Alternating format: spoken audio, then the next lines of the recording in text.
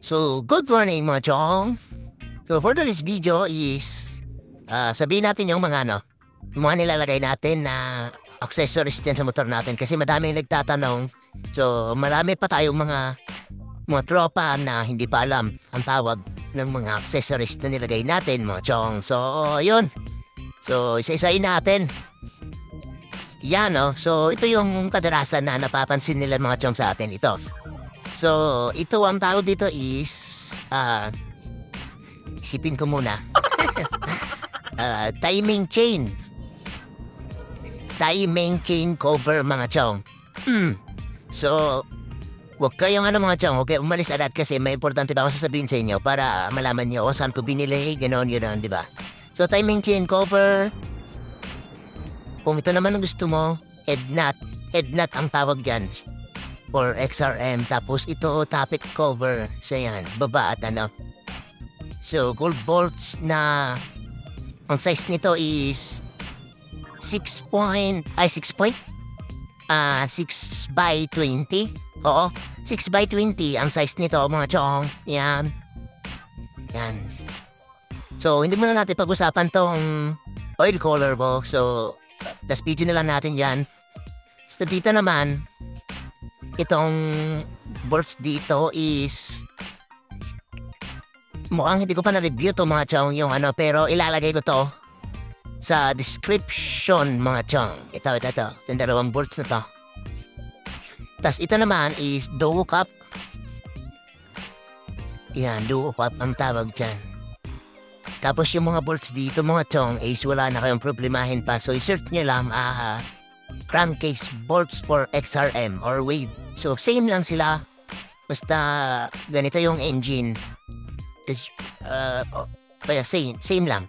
So, makikita nyo naman, wala na kayo, hindi na magbabalik na dyan, nakaano na yan. Makikita nyo naman, pag sample, pag bumili kayo ng crankcase bolts na set. So, hindi kayo malilito doon. So, kung ano yung size ng stock, so, pag-anahin nyo lang, pagkumparahin nyo lang yung size. So, makikita nyo na. So, yun na yun. Ganun lang, ka-basic mga chong. Tapos dito naman mga chong is body bolts. Yan. Kung gusto nyong palitan, body bolts yan. So same lang sila sa NMAX. Basta yung mga body bolts mga chong, kahit anong size na yan, pwede din sa dito. Ay hindi pala, kahit anong size mga chong. Basta body bolts, yun ang search nyo. Dito naman is, di ko alam tawag dito, pero may nabibili dito mga chong yan. Sinaset. So ito, yan, center nut. Yan. Yung kalimutan din yung tawag, pero may set na nabibili dyan.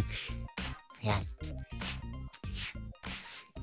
Dito naman, axle, parang axle mga chong, yan. Tingnan nyo mabuti.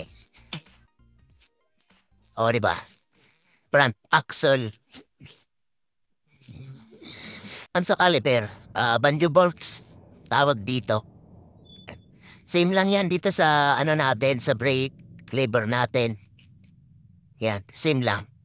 Just dito naman, kahit ano lang yung naisip nyo dito, bolts for display mga chong. So, same lang yan. Magpapakita na agad yan sa Shopee. Yan. So, ano pa ba? Ano pa bang pwede? So, magtanong lang kayo mga chong. I-comment nyo lang yung pang gusto nyong tanongin. So,